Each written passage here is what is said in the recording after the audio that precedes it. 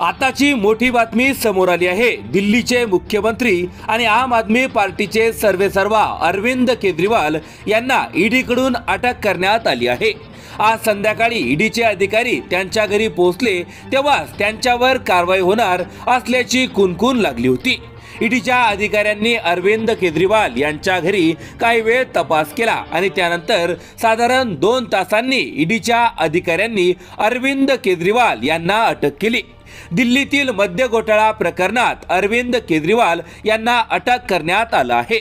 अरविंद केजरीवाल यांना मद्य घोटाळा प्रकरणात 9 वेळा ईडीने समन्स बजावला होता। मात्र अरविंद केजरीवाल एकदाही ईडीच्या चौकशीला हजर राहिले नव्हते। अखेर गुरुवारी संध्याकाळी ईडीचे अधिकारी त्यांच्या घरी पोहोचले।